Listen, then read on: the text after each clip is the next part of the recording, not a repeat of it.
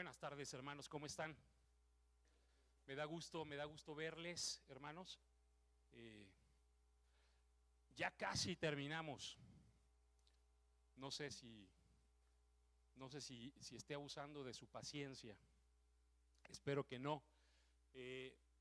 Todavía esta serie la vamos a acabar el próximo domingo. Yo espero en Dios que esté siendo de bendición para tu vida, que esté siendo de edificación. Y el mensaje, la parte del mensaje que vamos a ver el día de hoy, también es muy importante. Todas son muy importantes. Te voy a pedir que me acompañes a orar. Ahí sentado en tu lugar vamos a orar. Padre, en esta tarde te damos muchas gracias porque tu palabra no son buenos deseos, son promesas. Tu palabra, Señor, no son ideales, no son palabras ideales, sino son realidades si lo creemos, si lo aceptamos y si lo seguimos. Gracias por esta palabra. Espíritu Santo, abre nuestro entendimiento, abre nuestra vida, danos discernimiento, danos claridad, danos dirección y que esta palabra haga aquello para lo cual tú la has enviado. Gracias, Padre, gracias, Cristo, gracias, Espíritu Santo. A ustedes la alabanza, la gloria y la alabanza hoy y siempre, mi Dios. Amén. Muy bien, hace 2 semanas empezamos esta serie de tipo de hombres y tipo de tiempos, y vimos que hombres fuertes espiritualmente propician buenos tiempos. Y la semana pasada vimos que hay un riesgo en esos buenos tiempos, que buenos tiempos propician hombres débiles espiritualmente. En lo que vamos a meditar el día de hoy es hombres débiles espiritualmente propician malos tiempos. Cuando alguno ha sido bendecido por obedecer los mandamientos, las ordenanzas y los juicios de Dios, y después no hace caso de las señales y advertencias respecto de que alguien se empiece a olvidar que ha sido Dios quien lo bendijo y termina olvidándose, entonces inevitablemente esa persona que se olvida de Dios va a dejar de obedecer los mandamientos, las ordenanzas y los juicios de Dios. Lo que antes se hacía, ahora va a dejar de hacerlo, e irremediablemente eso va a propiciar malos tiempos para sí y para los que dependen de él. Y vamos a ver lo que dice Segunda de Crónicas, capítulo 12, versículo del 1 al 5, en la versión traducción en lenguaje actual. Dice así, aquí está hablando de Roboam, el hijo de Salomón. Dice así: cuando Roboam se dio cuenta de que su reino era firme y poderoso, él y todo el pueblo de Israel dejaron de obedecer la ley de Dios. Por esa razón, cuando Roboam cumplió 5 años en el reinado, Dios permitió que Sisac, rey de Egipto, conquistara a los israelitas. Es importante notar lo que dice ahí, versículo 1. Cuando Roboam se dio cuenta de que su reino era firme y poderoso, es decir, que Dios ya los había bendecido por haber obedecido a Dios, dice, él y todo el pueblo de Israel dejaron de obedecer la ley de Dios. Dice, por esa razón, cuando Roboam cumplió 5 años en el reinado, Dios permitió que Sisac, rey de Egipto, conquistara a los israelitas. Hombres débiles propician malos tiempos. Versículo 3, Sisac tenía un ejército de 1,200 carros de combate y 60,000 jinetes, además Venían con él soldados libios, siquienos y etíopes en tal cantidad que no se podían contar. El rey de Egipto fue conquistando, escucha bien, una tras otra las ciudades y fortalezas de Judá y finalmente llegó hasta Jerusalén. Los principales jefes de Judá se habían reunido allí con Roboam, y fue entonces cuando el profeta Semaías les dijo: este es el mensaje de Dios para ustedes. Como se olvidaron de mí, ahora yo los abandono y los dejo bajo el poder de Sisac. Qué tremendo, ¿verdad? Pero la palabra del Señor nos advierte de esto, ¿sí o no? Tú te olvidas de Dios y Dios dijo: ten por cierto que serás destruido. En aquel tiempo y en el día de hoy también, el que se olvida de Dios, deja de obedecer a Dios, no importa cuánto Dios le haya bendecido, va a terminar siendo destruido.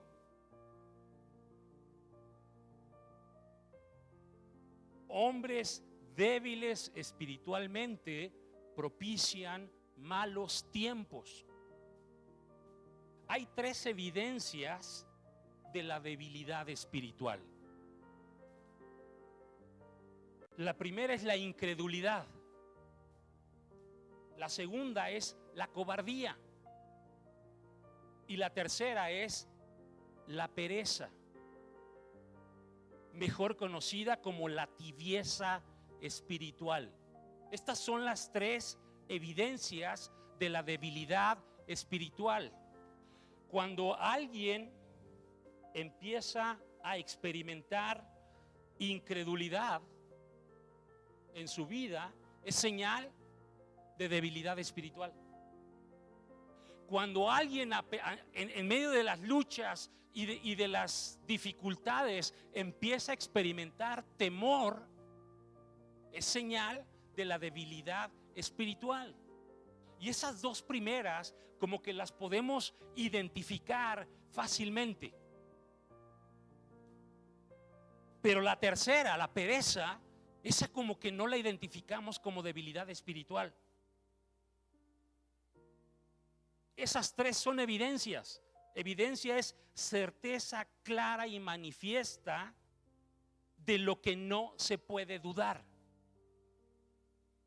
Si alguien está experimentando incredulidad en su vida, no puede dudar que está en debilidad espiritual.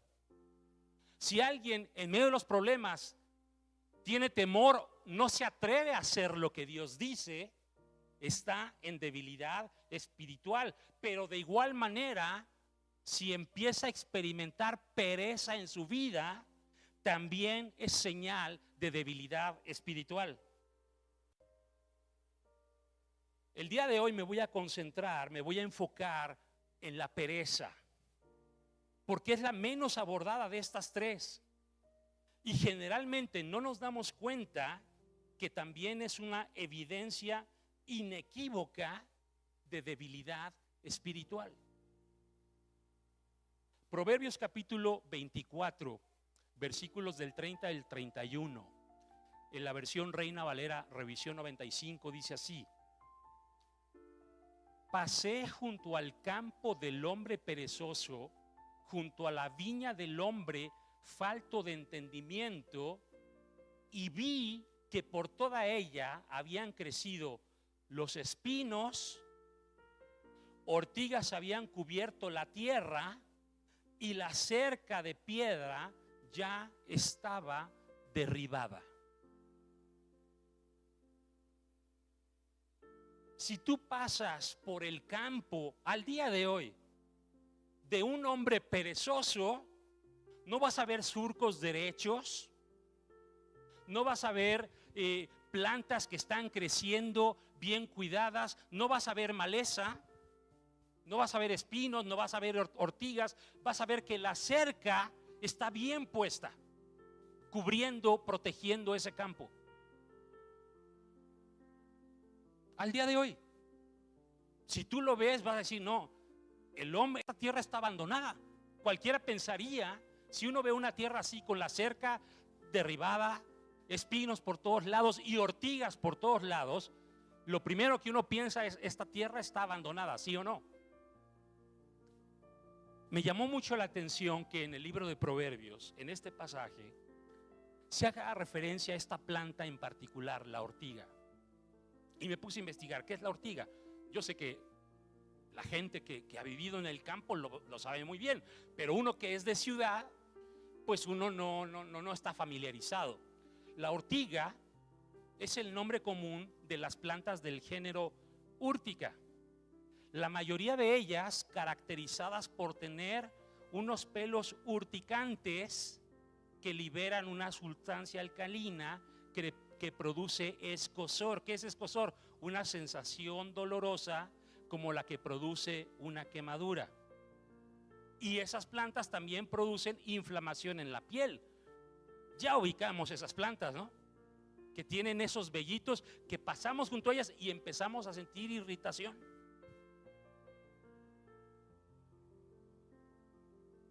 Este principio de las consecuencias de la pereza aplica en el ámbito natural y también en el ámbito espiritual, no únicamente en el natural. El deterioro del campo del hombre perezoso en el ámbito natural no se llena de espinos y de ortigas de un día para otro, ¿verdad? ¿Qué ocurre?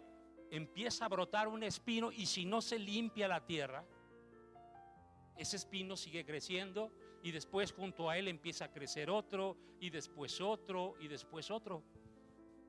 Y lo mismo con las ortigas, las malezas, las plantas pues que se les llaman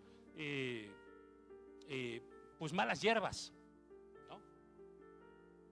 Que no producen un fruto para el que cultiva la tierra y que al contrario le roba el nutriente, el agua y el sol al plantío que se está pretendiendo cultivar.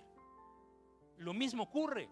No es que de un día para otro ya estaba tapizado eso de hierbas malas. No, una empezó a brotar desde pequeñita y si no se tuvo cuidado de decir, ay, aquí está, aquí hay una planta, una mala hierba, voy a arrancarla antes de que perjudique el cultivo, ya no pasó nada. Pero cuando no se hace eso, empieza a brotar, empieza a crecer y después junto otra y después otra y después otra, hasta que el campo está invadido, porque además esas plantas crecen de volada y crecen alto y tienen hojas que impiden que la luz llegue al plantío que realmente nos interesa cultivar. Y la planta, el cultivo que queríamos cultivar o que el agricultor quería cultivar, se muere. De la misma forma, la vida de un hombre perezoso se va deteriorando poco a poco. Es paulatino, es progresivo, hasta quedar completamente arruinada. No es de un día para otro, es poco a poco. Empieza la pereza espiritual, empieza a invadir nuestra vida y empieza a brotar una evidencia de esa pereza. Y si no hacemos algo al respecto, eso va creciendo y creciendo y después va contagiando otras áreas de nuestra vida hasta que terminamos arruinados. La debilidad espiritual se hace evidente, escucha bien, cuando dejamos de esforzarnos por obedecer a Dios.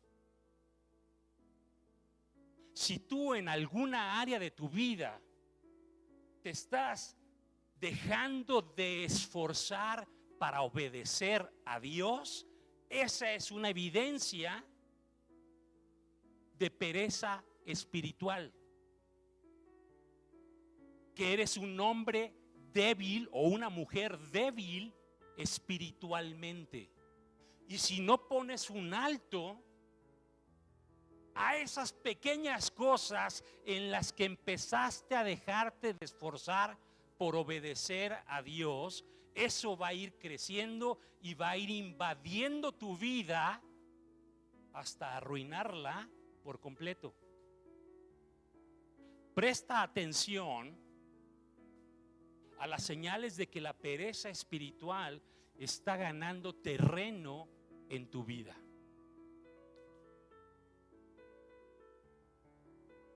La continuación del pasaje de Proverbios que estábamos leyendo del campo del hombre perezoso, dice el versículo 32, Proverbios 24, 32, dice: miré, ¿qué miró el campo del hombre perezoso? Las señales, las evidencias del campo del hombre perezoso.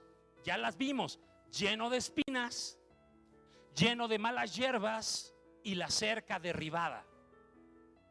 Miré esas evidencias, lo puse en mi corazón, lo vi y tomé consejo. Yo no voy a permitir que eso me pase. Lo que Dios quiere para ti y para mí es que estemos alertas, que estemos atentos, y que si empezamos a ver evidencias de pereza espiritual en nuestra propia vida,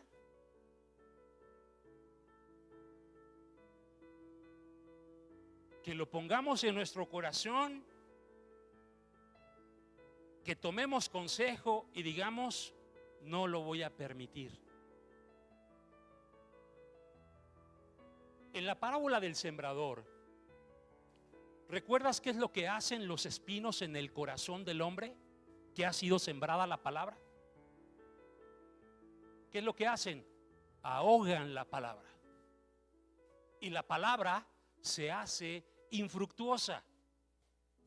Eso es lo que producen los espinos en el campo del hombre perezoso. Ahogan la semilla.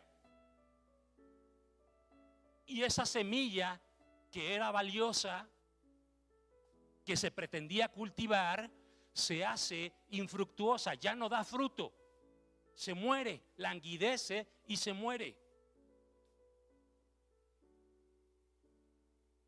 ¿En dónde podemos empezar a ver esas pequeñas señales en nuestra propia vida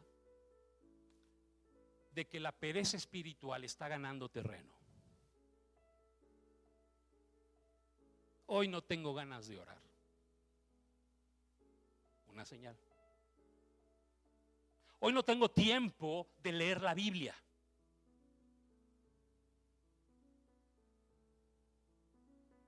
Que hay reunión a las 10:30 de la mañana, pero pues es el domingo, es el único día en el que me puedo levantar tarde.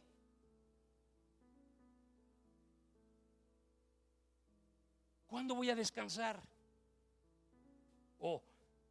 Se me hizo tarde, no llegué a la alabanza, pero sí llego a la predicación.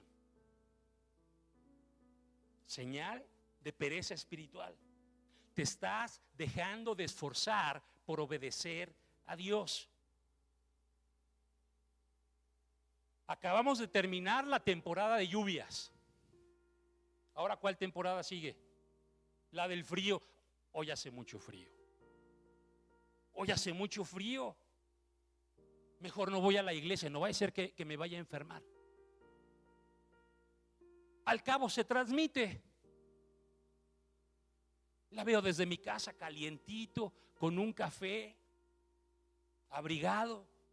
Y es como si estuviera ahí. ¿O qué acaso Dios no está en todas partes? ¿Está o no está? Sí, sí está. Pero no en todas partes el Señor envía bendición y vida eterna, ¿verdad? Aunque Él está en todas partes.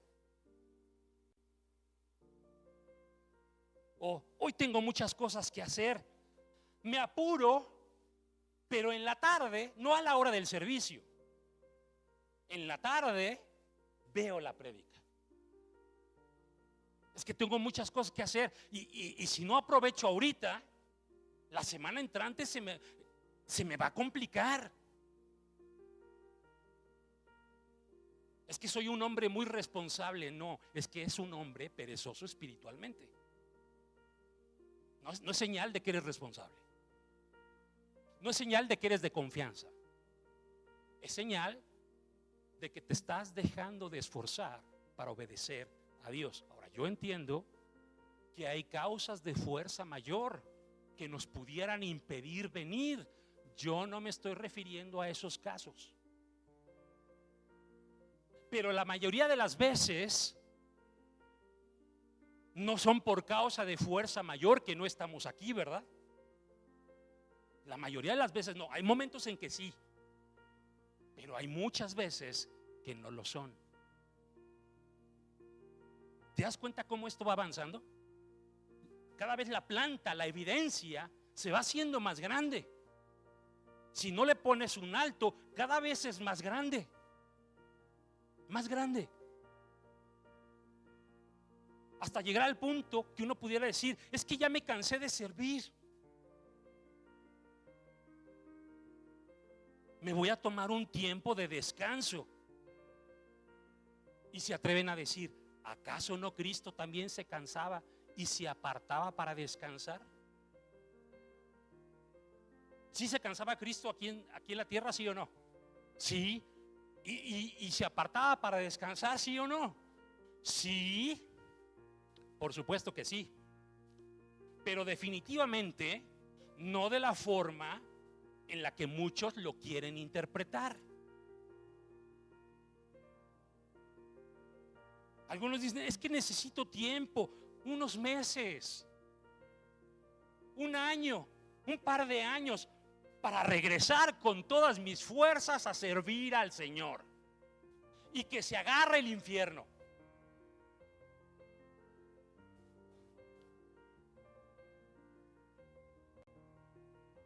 Te tengo una mala noticia. Cristo nunca hizo eso. Y los apóstoles tampoco hicieron eso. Cristo sí buscaba tiempos para apartarse del bullicio de su ministerio, pero solo por dos motivos. Motivo número uno: para orar. Lucas capítulo 5, versículo del 15 al 16, en la versión Palabra de Dios para Todos, dice así: sin embargo, estas noticias se extendían cada vez más. Se le acercaban multitudes para oírlo y para que lo sanara de sus enfermedades. Dice: a menudo Cristo se retiraba a lugares donde podía estar solo para orar. Y generalmente esos espacios que él buscaba no eran durante el día, eran durante la noche. En el día estaba atendiendo personas, estaba compartiendo la palabra de Dios, estaba liberando endemoniados, y en la noche buscaba momentos para orar. Motivo número 2: para seguir con el discipulado personal de sus discípulos.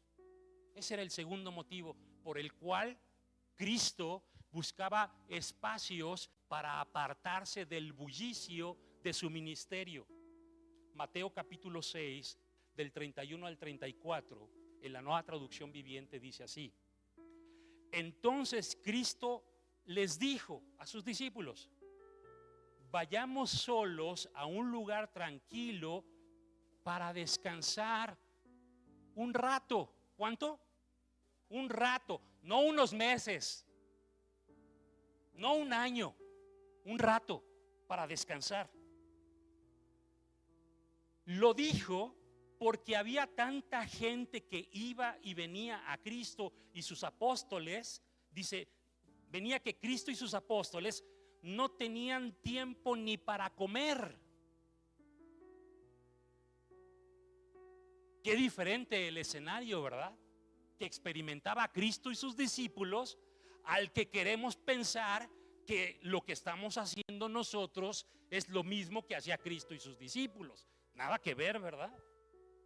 Nada que ver. Continúo leyendo. Lo dijo, estoy en el 31, porque había tanta gente que iba y venía que Cristo y sus discípulos no tenían tiempo ni para comer. Así que salieron en la barca a un lugar tranquilo donde pudieran estar a solas y comer. Y Cristo, cuando terminaban de comer, ¿qué hacía? ¿Qué hacía Cristo? Se echaba su siesta, ¿verdad? No, les enseñaba a sus discípulos. Y si no, lo podemos ver. Cristo está comiendo y ¿qué está haciendo?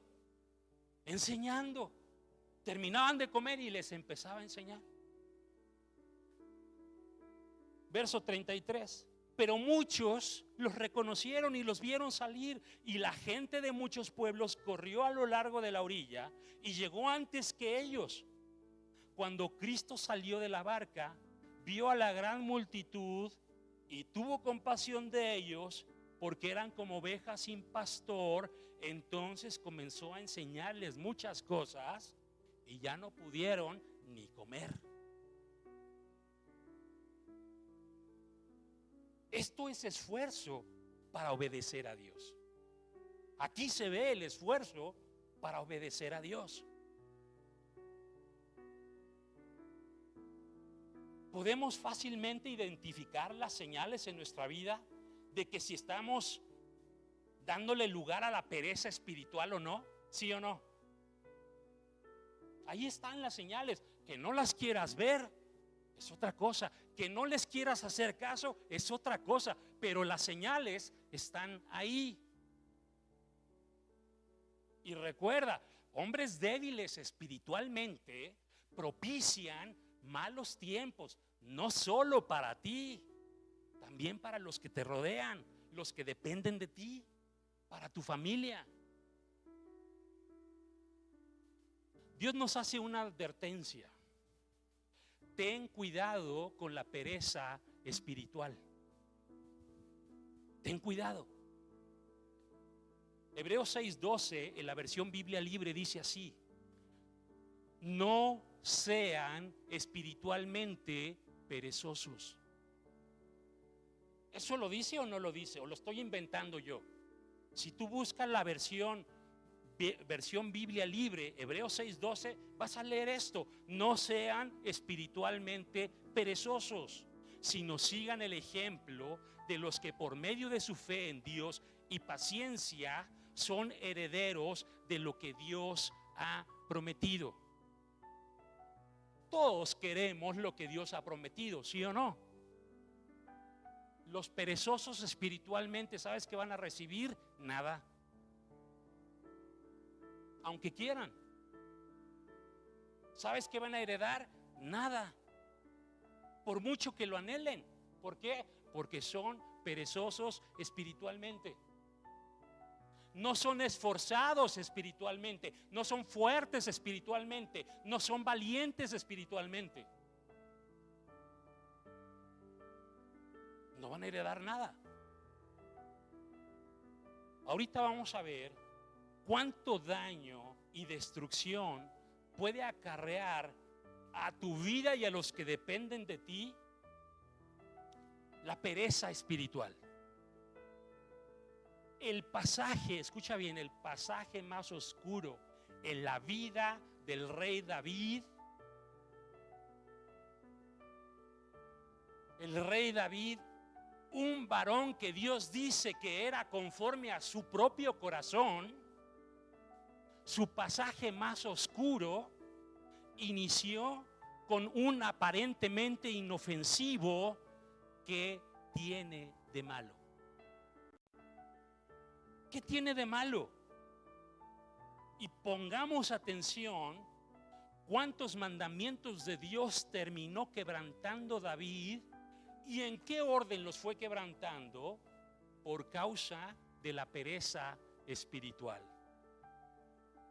Segunda de Samuel, capítulo 11, versículo del 1 al 15. Lo voy a leer en la traducción en lenguaje actual. Dice así, verso 1. Llegó la primavera, que era cuando los reyes salían a la guerra. Ese año David envió a Joab y a los jefes de su ejército a pelear contra los amonitas, pero él se quedó en Jerusalén. Él dijo: ¿qué tiene de malo que este año yo no vaya? Evidentemente, en los años anteriores, cuando llegaba el tiempo de salir a la guerra, ¿qué hacía David?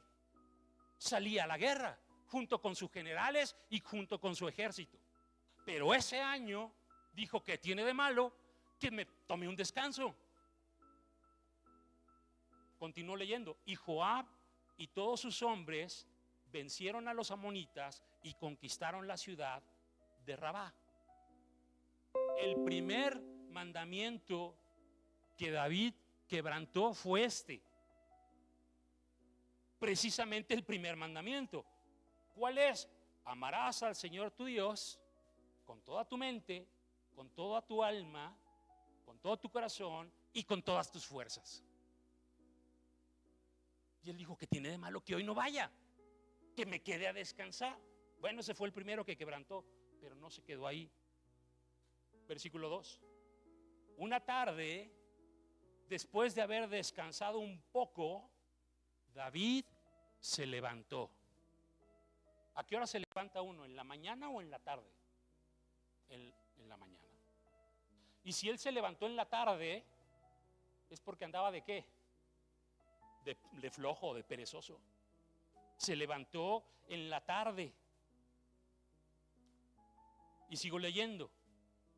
Y comenzó a pasear por la azotea de su palacio. En lugar de estar haciendo aquello para lo cual Dios lo había llamado, él andaba perdiendo el tiempo. Y de pronto vio una mujer muy hermosa que se estaba bañando. ¿Cómo estaría esa mujer? ¿Vestida o desnuda? Desnuda. Uno se baña desnudo, ¿no? No a la vista de todo el mundo, pero bueno, pues esta mujer, seguramente su casa estaba abajo, había una barda, y el palacio del rey estaba en lo alto. Y desde ahí pudo verla.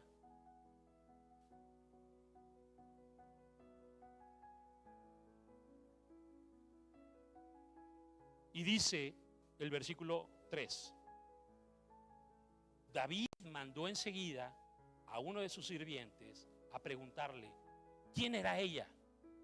El sirviente volvió y le dijo que se llamaba Betsabé, hija de Eliam, y que estaba casada con un hitita llamado Urías.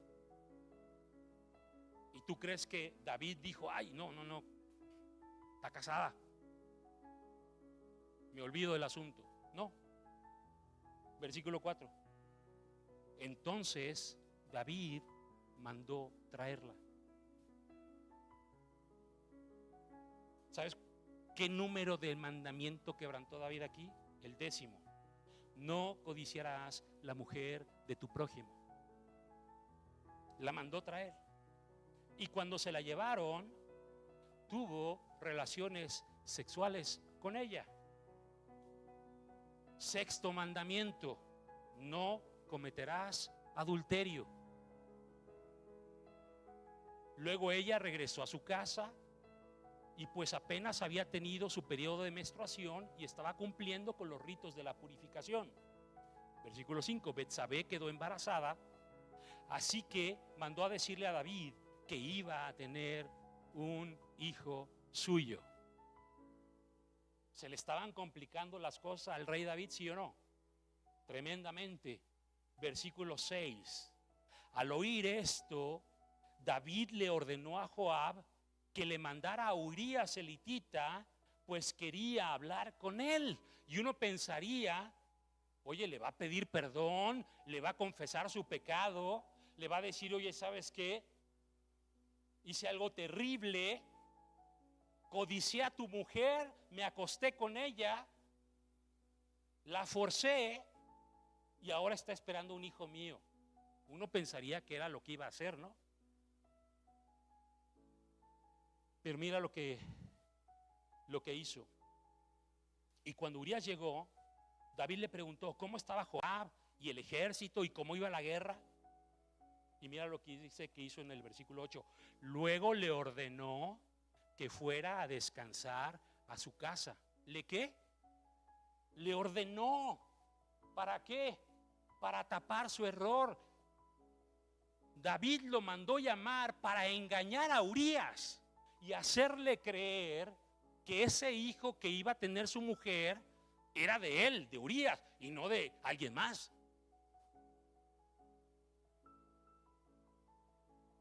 Octavo mandamiento: no digas mentiras en perjuicio de tu prójimo.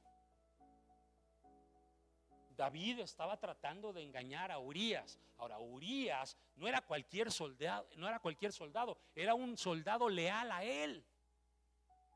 Era uno de los valientes, de los soldados más sobresalientes que luchaban a favor de él. Y David lo estaba engañando. Continuó leyendo. En cuanto Urías salió del palacio, versículo 8, el rey le envió de lo mejor de su comida y bebida. Pero Urías no fue a su casa, sino que se quedó a dormir a la entrada del palacio y junto con los soldados de la guardia personal del rey. Al día siguiente le informaron a David que Urías no había dormido en su casa. Entonces David lo mandó llamar y le preguntó, y yo diría hasta le reclamó: ¿por qué no has dormido? ¿Por qué no fuiste a dormir a tu casa? Oye, pues ¿qué no extrañas a tu mujer? ¿Qué clase de esposo eres? Teniendo oportunidad de visitarla y de estar con ella, tú no sabes si vas a volver y tienes la oportunidad y no regresas. Verso 11, y Urías contestó: mal haría yo en ir a mi casa a comer, beber y tener relaciones sexuales con mi esposa, mientras el cofre del pacto de Dios o el arca del pacto de Dios y todo el ejército están en el campo de batalla. Mal haría yo en dormir cómodamente en mi casa mientras Joab y sus soldados duermen al aire libre.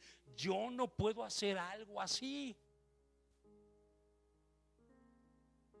Yo no puedo hacer eso, oh rey.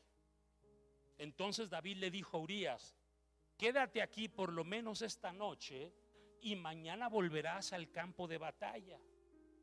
Dijo: bueno, pues ya que no quieres estar con tu esposa, quédate hoy y ya mañana te mando de regreso.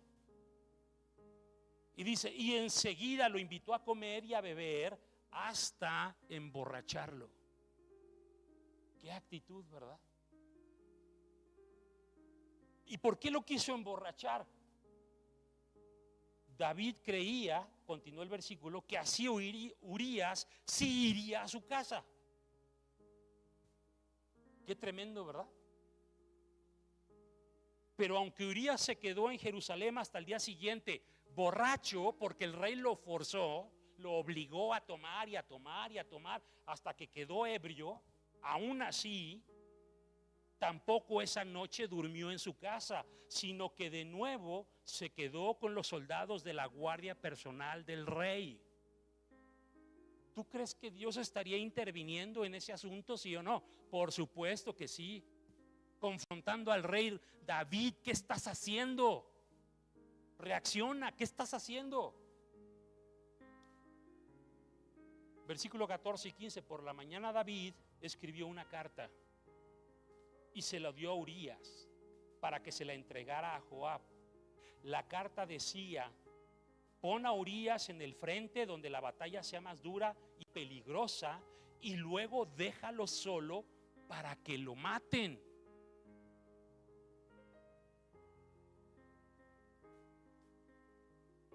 Quinto mandamiento: no matarás.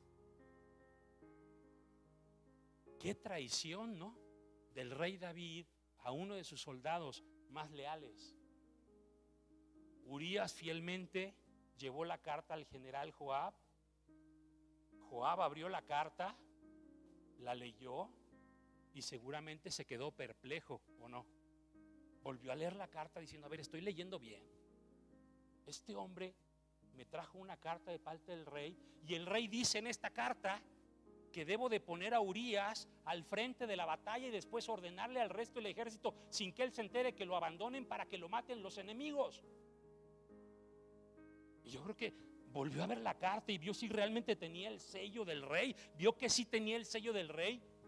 Y yo creo que había pensado: Joab, ¿sabrá Urías lo que dice la carta que me acaba de entregar? Y evidentemente no lo sabía. ¿Por qué? Porque Urías era un soldado leal al rey. Le encargó el rey: de favor, encárgate de que Urías lea esta carta, pero solamente él. Y eso fue lo que hizo Urías. Joab, perplejo, despidió a Urías y ejecutó lo que decía la carta. Lo mandaron al frente y le había dado la instrucción a los demás: cuando Urías esté al frente, lo abandonan, se retiran de él para que lo maten. Y así lo hicieron. Y cuando Urías murió, Joab mandó un mensaje al rey para darle la noticia de que ya había muerto Urías de acuerdo a sus instrucciones. Segunda de Samuel 11, del 22 al 27, en la Nueva Traducción Viviente dice: por lo tanto el mensajero fue a Jerusalén y le dio un informe completo a David. El enemigo salió contra nosotros a campo abierto, le dijo, y cuando los perseguíamos hasta las puertas de la ciudad, los arqueros que estaban en la muralla nos dispararon flechas, mataron a algunos hombres del rey, entre ellos a Urías hitita. Bien, dile a Joab que no se desanime, dijo David.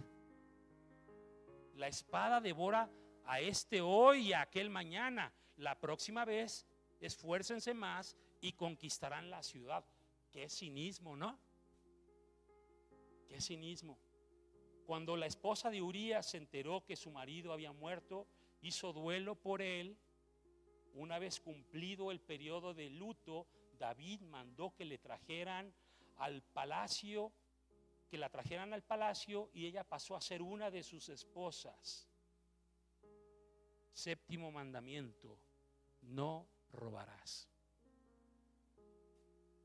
Luego dio a luz un hijo, ese hijo, pero el Señor estaba disgustado con lo que David había hecho. ¿Cuántos momentos el rey David pudo reaccionar y arrepentirse, no? Y no lo hizo. Dios en su misericordia le dio tiempo extra para arrepentirse, y lamentablemente para él y su familia tampoco lo aprovechó. Dice Lamentaciones 3:22 en la versión Reina Valera contemporánea: por la misericordia del Señor no hemos sido consumidos. ¿Será cierto o no será cierto? Claro que es cierto. Escucha bien, el que en muchos casos no hayan llegado los malos tiempos sobre nuestra vida no es necesariamente porque estemos bien delante de Dios. Es por la misericordia de Dios que nos está dando la oportunidad de arrepentirnos. David aprendió esta verdad hasta que le llegaron los malos tiempos. Hasta entonces, cuando no hacemos caso de las advertencias de Dios, ni hemos aprovechado la misericordia de Dios, inevitablemente los malos tiempos van a llegar. Transcurrió casi un año, y como David seguía como si nada hubiera pasado, entonces Dios envió al profeta Natán para confrontarlo. Y sabemos la historia. Le empezó a contar la historia de un hombre rico y de un hombre pobre, que el rico tenía muchas ovejas, el pobre tenía una sola. Llegó alguien a visitar al rico y que el rico no quiso tomar una de sus ovejas. Y dijo: ¿por qué voy a usar una de mis ovejas? Le voy a quitar al pobre su oveja. Y se la quitó para ofrecérsela al invitado. Bueno, no había terminado Natán de contarle la historia cuando al rey se paró y dijo: ese hombre merece la muerte y debe pagar 4 veces la oveja que robó. Y entonces Natán voltea y le dice: ese hombre eres tú, precisamente tú eres ese hombre. Y le empezó a decir todo lo que David había hecho. Según Samuel 12, del 9 al 12, en la Nueva Biblia Viva, dice así: ¿por qué entonces has despreciado las leyes de Dios? Ya vimos que cuántos mandamientos quebrantó David. 6 de los 10 mandamientos. 6 de los 10 mandamientos en esta situación, en este episodio de su vida, los quebrantó David. Dice: ¿por qué entonces has despreciado las leyes de Dios y has cometido esta horrible maldad? Porque tú le diste muerte a Urías y le robaste su esposa, lo mataste con la espada de los amonitas. Por tanto, y le empieza a decir los malos tiempos que iban a venir sobre su vida y sobre su familia. Por tanto, de aquí en adelante el asesinato será una amenaza constante en tu familia. Porque me has insultado al tomar la esposa de Urías. Juro que por lo que has hecho haré que tu propia familia se rebele contra ti. Tus esposas serán de otros hombres y las poseerán ante tus ojos y ante el pueblo. Tú lo hiciste en secreto, pero yo te lo haré abiertamente ante los ojos de todo Israel. ¿Eran malos tiempos o no? Terribles tiempos que lo iban a afectar a él y a su familia. Ahora déjame decirte algo. Cuando no hacemos caso de las advertencias del Señor, le seguimos dando oportunidad a la pereza espiritual en nuestra vida para que siga ganando terreno. Esas evidencias cada vez son más graves y más graves y más graves y más graves y más graves, y no entendemos y desaprovechamos la misericordia de Dios para arrepentirnos y no nos arrepentimos. Van a llegar los malos tiempos, y cuando llegan los malos tiempos, solo existen dos posibles actitudes que podemos tomar. Ante esos malos tiempos, que ¿quién propició? Uno mismo. Uno mismo. Los dos ladrones que fueron crucificados junto a Cristo ilustran estas dos posibles actitudes. Veamos la actitud del primer ladrón crucificado junto a Cristo. Lucas capítulo 23, del 39 al 40, en la Reina Valera contemporánea, dice de esta manera: uno de los malhechores que estaban allí colgados lo insultaba y le decía: si tú eres el Cristo, sálvate a ti mismo y sálvanos a nosotros. Estando en la cruz, condenado a muerte, le estaba reclamando a Cristo: si tú eres el Hijo de Dios, si es cierto que tú eres el Hijo de Dios, sálvate y sálvanos. Las personas, cuando están experimentando la consecuencia de su pereza espiritual y ya están los malos tiempos sobre sus vidas, de pronto le empiezan a reclamar a Dios. El otro ladrón que estaba crucificado junto con Cristo, versículo 40, lo reprendió y le dijo: ni siquiera ahora que sufres la misma condena, ¿temes a Dios? Él ha sido condenado a muerte, tú también. Y en esta condición, en lugar de reconocer tu maldad y que todo lo que hiciste, en lugar de eso, no temes a Dios y le reclamas y lo retas a ver si es cierto que Dios existe, que me ayude. ¿No has escuchado esas frases? De gente que dice: no, si Dios existiera, no permitiría que esto me pasara. Y en escenarios que ellos mismos provocaron. Mucho cuidado con el pensamiento de cuestionar o reclamarle a Dios. ¿Sabes cómo reclamamos los cristianos? ¿Sabes cómo le reclamamos a Dios los cristianos? ¿Por qué a mí, Dios? No es una pregunta genuina, es un reclamo. Es un reclamo. ¿Por qué a mí, Dios? ¿Por qué a mí me está pasando esto? Y hay veces que hasta nos atrevemos a decir: si hay personas peores que yo. Proverbios capítulo 19:3 En la Nueva Traducción Viviente dice: la gente arruina su vida por su propia necedad y después se enoja con el Señor.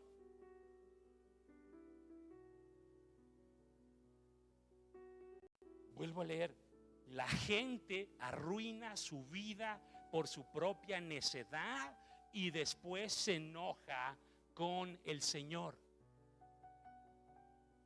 Esto es lo peor que podemos hacer. Si tomas la misma actitud del primer ladrón, esto va a terminar por hundirte. Si tomamos esa actitud, acabaremos consumidos por los malos tiempos que nosotros mismos nos hemos provocado. ¿Qué pasó con ese ladrón? Murió en la cruz. ¿Y sabes dónde despertó en la eternidad?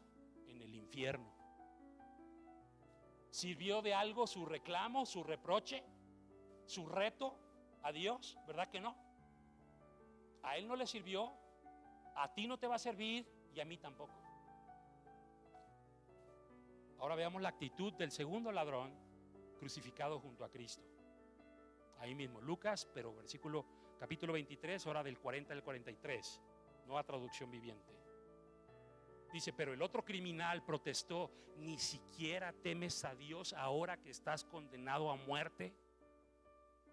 O sea, te vas a ir los últimos instantes de tu vida maldiciendo, reclamando, quejándote. Te vas a ir así, maldiciéndote, maldiciendo. No lo podía entender el otro, y mira lo que le dice el otro criminal: nosotros merecemos morir por nuestros crímenes. Lo que nosotros hicimos nos trajo aquí, no fue una injusticia. Nosotros no, pero este hombre no ha hecho nada malo. Era un ladrón y sabía lo que hacía Cristo. Sabía que Cristo les hablaba al pueblo de la palabra de Dios. Sabía que Cristo sanaba a los enfermos. Sabía que Cristo liberaba a los endemoniados. Sabía que Cristo confrontaba a los religiosos. Este hombre sabía, aunque era pecador, lo sabía. Y escuchaba y como que no recapacitaba y decía: pues después me arrepiento. Y después me arrepiento y después me arrepiento. Y lo alcanzaron los malos tiempos. Y ahí estaba crucificado junto a Cristo, ahí en la cruz. Vuelvo a leer 41. Nosotros merecemos morir por nuestros crímenes, pero este hombre no ha hecho nada malo. Y luego dijo: Cristo, acuérdate de mí cuando vengas en tu reino. Yo sé quién eres tú. Yo sé que tú eres el Hijo de Dios. Yo sé que los profetas hablaron de ti. Yo sé que vas a regresar. Acuérdate de mí cuando regreses en tu reino. Cristo le respondió: te aseguro que hoy estarás conmigo en el paraíso. Esta es la actitud que debemos de tomar. Si no fuimos sabios, si no fuimos prudentes, si no quisimos escuchar y los malos tiempos nos alcanzaron, esta es la actitud que debemos de tomar. Ahora, esta palabra es para que no tengas que llegar a ese punto. Pero si llegas porque no quisiste oír, pues al menos toma la actitud correcta, la de este hombre. Cuando ya vinieron sobre nosotros los malos tiempos que nosotros mismos hemos provocado por habernos olvidado de Dios, el único camino para poder superar esta etapa amarga en nuestra vida es lo que dice Segunda de Crónicas 7:14. Te lo voy a leer en la Reina Valera actualizada 2015. Dice: si se humilla mi pueblo, sobre el cual es invocado mi nombre, si oran y buscan mi rostro y se vuelven de sus malos caminos, entonces yo oiré desde los cielos, perdonaré sus pecados y sanaré su tierra. No hay otra forma de salir de los malos tiempos que humillándolos delante de Dios y reconociendo: Señor, no hice caso, me previniste, me advertiste y yo no quise escuchar. Tú tenías razón, yo estaba completamente equivocado. Perdóname, Señor. Me humillo busco tu rostro, me arrepiento, me vuelvo a esforzar para obedecerte, y Dios dice que Él va a perdonar tu pecado y Él va a sanar tu tierra. Pero tengo que hacer notar lo siguiente: cuando nos arrepentimos genuinamente, el perdón de Dios es inmediato. Pero eso no significa que las consecuencias de los malos tiempos que nosotros mismos hemos propiciado van a desaparecer de inmediato. Siempre pensamos que cuando nos arrepentimos, que no importa lo que hayamos hecho, que Dios nos va a perdonar y que en automático va a deshacer todas las consecuencias de lo que nosotros nos hemos provocado. Eso es falso. Deus no dice eso en ninguna parte en las escrituras. Oye, pero acabas de leer que Dios va a sanar tu tierra. Sí, sí, Dios va a empezar a restaurar, pero es un proceso. No significa que no vas a tener que sufrir las consecuencias de los malos tiempos. Claro que las vas a sufrir. Oye, ¿dónde dice eso? El caso de David. La continuación en 2 Samuel capítulo 12 del 13 al 14, en la Nueva Versión Internacional, después de que el profeta Natán confronta a David y le dice: tú eres ese hombre, y le dice todos los malos tiempos, o sea, en qué consistían los malos tiempos que iban a venir sobre su vida. Mira lo que hizo David, versículo 13: he pecado contra el Señor, reconoció David ante Natán. Dios sabía que esta expresión, este reconocimiento de David era genuino. Y mira lo que le contestó inmediatamente el profeta Natán: el Señor ha perdonado ya tu pecado. ¿Cuándo? Ya. Te arrepentiste ahorita, el Señor te perdona ya tu pecado y no morirás, contestó Natán. Pero mira lo que dice el 14: sin embargo, tu hijo sí morirá, pues con tus acciones has mostrado desprecio al Señor. Y todo lo que le dijo el profeta Natán que iba a venir sobre su vida, vino sobre la vida de David, ¿sí o no? Y todo lo que dijo que iba a pasar en su familia ocurrió, ¿sí o no? Que lo iban a traicionar. No Absalón lo traicionó. No Absalón violó a las esposas de David y a las concubinas de David, a las mujeres de David. Una carpa en público. Todo lo que el profeta Natán le dijo a David ocurrió. Y David tuvo que huir de su propio hijo. Y su hijo, en su rebelión, terminó muerto. Todo lo que el Señor dijo se cumplió. Oye, pero ¿qué entonces Dios no lo perdonó? Sí, sí lo perdonó, pero no significa que no vas a sufrir las consecuencias. Por eso es importante que hagamos caso, que aprovechemos la oportunidad de Dios de arrepentirnos. Y lo mismo ocurrió en el caso de Roboam y de los jefes de Judá. El pasaje que leímos al principio, Segunda de Crónicas capítulo 12 al 5, del 12 del 5 al 9, traducción en lenguaje actual dice así: los principales jefes de Judá se habían reunido allí con Roboam, y fue entonces cuando el profeta Semaías les dijo: este es el mensaje de Dios para ustedes. Como se olvidaron de mí, ahora yo los abandono y los dejo bajo el poder de Sisac. Entonces ve lo que hizo el rey, los ancianos y los ancianos del pueblo. Entonces los jefes y el rey reconocieron con humildad su maldad. Lo que dice Segunda de Crónicas 7:14, lo hicieron con humildad su maldad y confesaron: el castigo de Dios es justo. Nosotros propiciamos estos malos tiempos. Verso 7: cuando Dios se dio cuenta de que habían reconocido con humildad su pecado, les mandó este mensaje por medio de Semaías: ustedes han sido humildes al reconocer su pecado, y por eso, pon atención, no dejaré que Sisac destruya por completo Jerusalén. Les dijo: no voy a, como se arrepintieron, no voy a permitir que Sisac destruya por completo, pero sí la va a destruir. Ya los perdoné, porque se arrepintieron, ya los perdoné, pero van a sufrir las consecuencias. Y continuó diciendo: en poco tiempo los libraré de su poder, pero van a estar bajo su poder. Los va a conquistar, va a destruir, van a estar, van a ser humillados por Sisac por un tiempo. Verso 8. Sin embargo, escuche bien, para que sepan cuán diferente es servirme a mí que servir a los reyes de este mundo, serán servidores del rey de Egipto. Malos tiempos. Oye, pero pues no que ya se habían no que ya se habían arrepentido y no que Dios ya los había perdonado, sí, pero Dios en ningún lado dice que no vas a tener que enfrentar las consecuencias. Claro que las vas a enfrentar.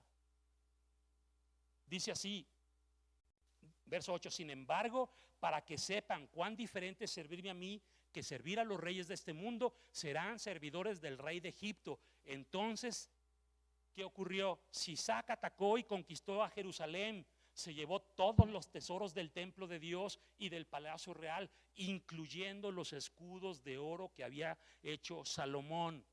¿Tuvieron que sufrir las consecuencias, sí o no? Sí, tuvieron que sufrir las consecuencias. Porque no se arrepintieron, más bien, porque se arrepintieron, no, Dios no permitió que destruyeran del todo, pero sí hubo destrucción. Y por algún tiempo tuvieron que padecer los malos tiempos. Y con el ladrón que tomó la actitud correcta es igual. Oye, no, ahí sí fue diferente. No es igual. El ladrón finalmente creyó en Cristo, se arrepintió, le entregó su vida a Cristo, Cristo lo perdonó, le dio la salvación en ese instante, pero igualmente murió crucificado unas horas después, ¿sí o no? ¿Sí? Enfrentó las consecuencias de su actitud, enfrentó los malos tiempos, tuvo que padecer, claro que sí, tuvo que padecer. Cristo le dijo: te aseguro que hoy estarás conmigo en el paraíso. ¿Por qué? Porque vas a morir. Sí te perdono, sí te recibo. Vas a estar conmigo, pero vas a morir hoy. Y murió unas cuantas horas después. Cuando le preguntaron a Cristo ¿cuál es el primer mandamiento de todos? Esto es lo que contestó. Marcos 12 del 29 al 30. Cristo contestó, lo voy a leer en la versión Dios habla hoy: el primer mandamiento de todos es: oye Israel, el Señor nuestro Dios es el único Señor. Ama al Señor tu Dios con todo tu corazón, con toda tu alma, con toda tu mente y con todas tus fuerzas. Si no estamos amando a Dios de esta manera, la pereza espiritual ha ganado terreno en nuestra vida. Y si todavía no han llegado a nuestra vida los malos tiempos, la única explicación es la misericordia, la bondad y la paciencia de Dios, como dice Romanos 2:4 en la Nueva Biblia Viva. Dice: ¿no te das cuenta de que por las riquezas de su generosidad, bondad y paciencia ha estado aguardando sin castigarte para darte tiempo a que te apartes de tu pecado? ¿No te das cuenta? No es porque Dios esté de acuerdo en la forma en la que estamos viviendo si la pereza espiritual ha estado ganando terreno en nuestras vidas. No es porque a Dios le agrade, no es porque Dios esté conforme. Es porque en su riqueza, en la generosidad, bondad y paciencia, está aguardando sin castigarnos para darnos tiempo a que nos arrepintamos, que nos humillemos y que nos volvamos a Él.